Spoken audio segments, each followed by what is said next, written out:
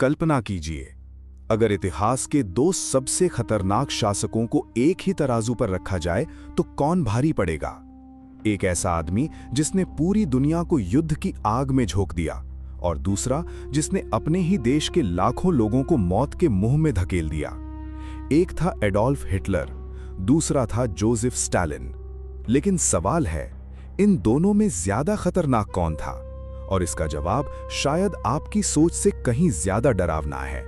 साल 1930 का दशक, यूरोप और एशिया में उथल-पुथल मची हुई थी। जर्मनी में एक व्यक्ति सत्ता की सीढ़ियां चढ़ रहा था। उसका नाम था हिटलर।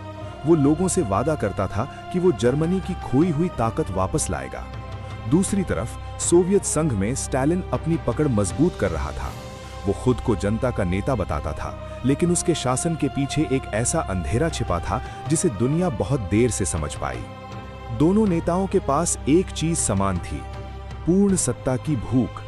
लेकिन कहानी यहीं खत्म नहीं होती, क्योंकि अब शुरू होता है वो दौर जिसने करोड़ों लोगों की किस्मत बदल दी।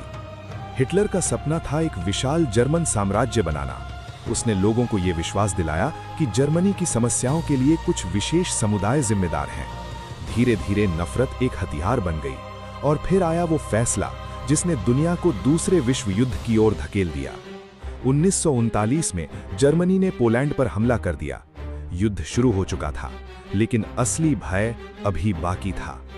दूसरी तरफ स्टालिन ने युद्ध से पहले ही अपने देश में डर का साम्राज्य खड़ा कर दिया था। जो भी उसके खिलाफ बोलता गायब हो जाता, जो भी उस पर शक करता गिरफ्तार कर लिया जाता।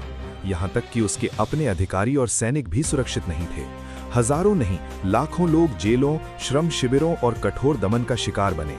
लेकिन सबसे भयावह बात यह थी कि ये सब उसके अपने नागरिकों के साथ हो रहा था।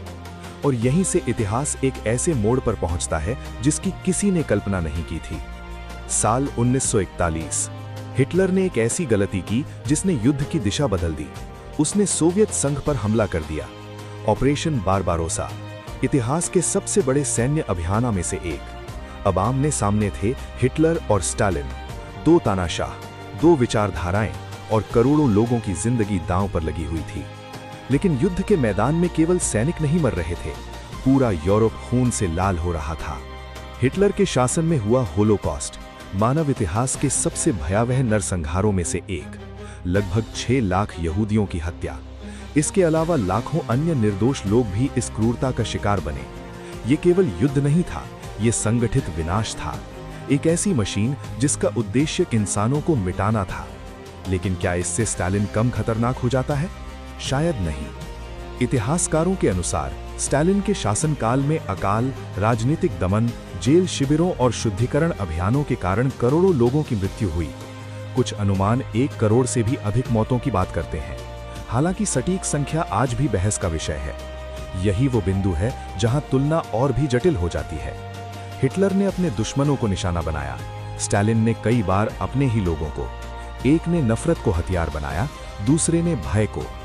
लेकिन असली रहस्य आंकड़ों में नहीं छिपा, बल्कि इस सवाल में छिपा है, खतरनाक कौन था? वो जो पूरी दुनिया को जीतना चाहता था, या वो जो अपने ही देश में किसी को सुरक्षित महसूस नहीं होने देता था? इतिहास इसका कोई आसान जवाब नहीं देता, क्योंकि दोनों ने अलग अलग तरीकों से मानवता को गहरे घाव दिए। दूसरा विश्व युद्ध समाप्त हुआ, हिटलर की मौत हो गई, लेकिन स्टालिन कई वर्षों तक सत्ता में बना रहा। दुनिया बदल गई, नक्शे बदल गए, लेकिन इन दोनों के नाम आज भी भय, सत्ता और विनाश के प्रतीक बने हुए हैं। शायद सबसे बड़ा सबक यही है, तानाशाही केवल बंदूकों से नहीं आती। कभी वो नफरत के रूप में आती है और कभी भय के रूप में। हिटलर और स्टालिन की कहानी हमें याद दिलाती है कि जब किसी एक व्यक्ति को असीमित शक्ति मिल जाती है, तो उसकी कीमत अक्सर आम लोगों को चुकानी पड़ती है।